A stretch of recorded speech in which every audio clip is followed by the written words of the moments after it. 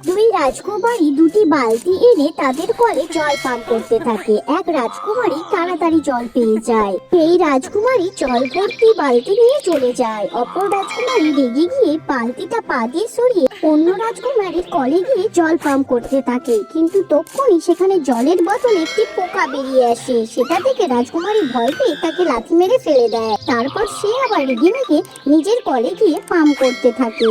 তারপর আবার সেই রাজকুমারী আসে।